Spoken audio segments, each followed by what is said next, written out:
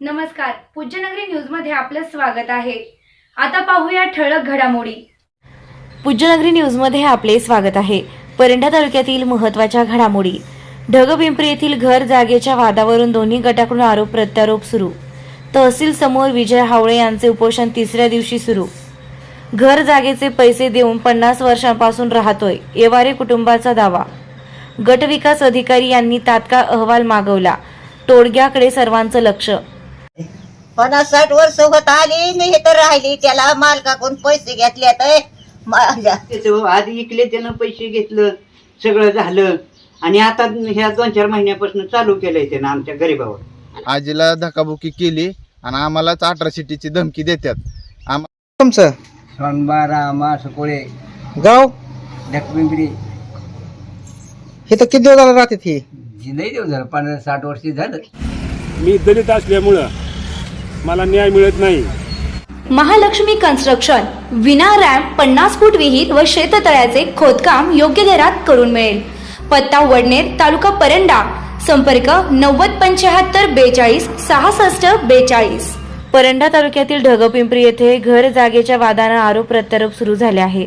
अनुसया येवारे यांच्या नावावर लावण्यात आलेली भोगवटादार नोंद कमी करावी या मागणीसाठी विजय हावळे यांनी दिनांक 23 फेब्रुवारीपासून परंडा तहसील कार्यालयासमोर उपोषण सुरू केलं असून तिसऱ्या दिवशी त्यांचे उपोषण सुरूच आहे. हावळे यांनी संबंधित जागेवरील नोंद चुकीची असल्याचा आरोप करत प्रशासनानं तातडीनं कारवाई करावी अशी मागणी केली आहे. दरम्यान या प्रकरणात येवारे कुटुंबाने जोरदार पलटवार करत सर्व आरोप फेटाळून लावले आहेत. भोगवटादार अनुसया येवारे यांनी संबंधित जागेचे पैसे देऊन गेल्या 50 वर्षांपासून आपण या ठिकाणी राहत असल्याचा दावा केला आहे. ढगपिंपरी येथील काही ग्रामस्थांनीही येवारे कुटुंब गेली अनेक वर्षांपासून त्या जागेत वास्तव्यास असल्याचं सांगितलं आहे. याचबरोबर येवारे कुटुंबावर हावळे यांच्याकडून ॲट्रॉसिटीचा गुन्हा दाखल करण्याची धमकी दिली जात असल्याचा आरोपही करण्यात आला आहे. त्यामुळे प्रकरणाला आणखी संवेदनशील वळण मिळाले. दरम्यान उपोषणाचा तिसरा दिवस सुरू असल्यानं जागेच्या वादावर तोडगा काढण्यासाठी गट विकास अधिकाऱ्यांनी ग्रामविकास अधिकाऱ्यांना पत्र देत तात्काळ अहवाल सादर करण्याचे आदेश दिले आहेत. आता प्रशासन कोणती भूमिका घेते आणि या वादावर काय निर्णय होतो याकडे संपूर्ण ढगपिंपरी गावाचं लक्ष लागलं आहे. पहा काय म्हणाले येवारे कुटुंब. 50-60 वर्ष होत आली मी इथं राहिली, त्याला मालकाकडून पैसे घेतले तर माझ्या हाणून मारून दारू पाजून माझ्या मालकाने मला मारलं. शेजारी भोगवली मिली म्हातारी म्हणून क्षमा काळ्या दिकत पैसे दिले तर माझ्या मालकानं. आता ती गेला बरून मी दिले मग किती दिलं पण काय सांगू, या अंगान पुरलं नव्हतं. शिरढई कोण दिली ती? नाव सांगा. माझं नाव आदिका बबन येवारे. किती दिवस झाले तर राहत आहे? आम्ही राहतो 50 वर्ष झालं. बरं तर त्या लोकांपासून तुम्हाला काय त्रास आहे का? हा, त्रास करायला लागलेत ना. येत्यात रोडवर उभं राहायचं, ही आपली जागा आहे म्हणायचं. आता तर काल रविवारी सून लेक सगळे घेऊन आले म्हातारी घरात. मी घरात स्वयंपाक करते, मालक खाटावर बसलेले, घरातरी वास म्हातारला ही केलं, ही खोली आपली, ही जागा आपली. मग ती पोरग म्हणाल दादा चांगलाच इथं ताबा केला. मी म्हणलं बाळा दापा नाही केला, आम्ही विकत घेतली. 50 वर्ष झालं जागा विकत घेतली म्हणलं. माझ्या सासू सासऱ्यांनी कष्ट करून पैसे दिलेले आहेत. आणि त्याच्याच वडिलांना स्वतः ही खोली बांधायला लावली. ही खोली इथं बसून खोली बांधायला लावली. माझं वडील मिस्त्री होतं. मी हाताखाली वाळू द्यायचो, माल द्यायचो. आणि त्यांच्या वडिलाचे आमच्या सासऱ्यांचे संबंध चांगले होते, त्याच्यामुळे आम्हाला असं तुझा भाऊ वाटलंच नाही कधी. आल्यावर आम्ही त्यांना म्हणलं की दादा बरे आहेत का? बरे आहेत. मला पहिल्या सुरुवातीला आले की म्हणले असे तसं. म्हणलं दादा प्रामाणिकपणे तुम्ही राहिला, आम्ही पण प्रामाणिकपणे राहू. तुम्ही जर हद्द वलांडली तर आम्ही पण वलांडू शकतो म्हणून ही शब्द आहे माझा पहिला त्यांना.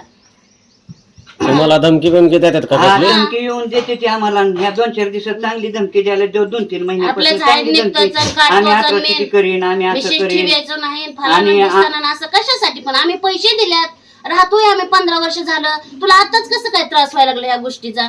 हे निर्णय आता जे घेतलाय ते महागाची निर्णय मांडायचा ना. आता जे निर्णय घेतलाय हा निर्णय महागच मांडायचा ना.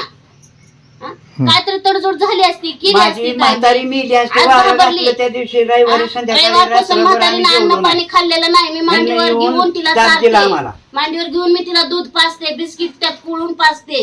म्हातारी 4 दिवस झाला अन्न पाणी काही ना. आता मी ज्या वेळेस म्हणले यायला लागल्यात उठून बस, त्यावेळेस म्हातारी माझी उठून बसली. चहा पाजल्या अगोदर त्यावेळेस आता उठून बसली. बोलायला येईना. रात्री डॉक्टर बोलून आणले, सलाईन लावले 2. तेव्हा म्हातारी आता जरा बोलायला लागली. विनाकारण असं काय आम्हाला चांगल्या प्रामाणिक माणसाला त्रास देऊ नका.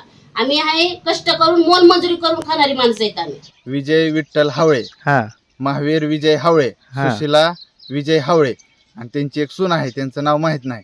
त्यांनी एक बातमी दिलेली आहे की मी, माझं वडील, आई त्यांना मारहाण करतो म्हणून, पण असं काही झालेलं नाही.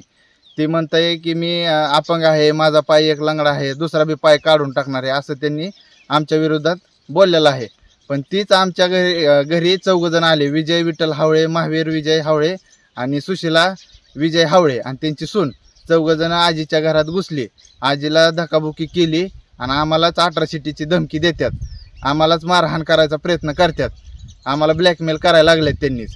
आम्ही कसल्याही प्रकारचं त्यांना काही केलेलं नाही, मारहाण केलेलं नाही, काही केलेलं नाही. नाव काय? भगवान हरदास चौधरी, गाव? पिंपरी. ही किती दिवस झाला राहते तिथं? आम्हाला कळत नाही गाव. बबन सुखदेव सोलंकर.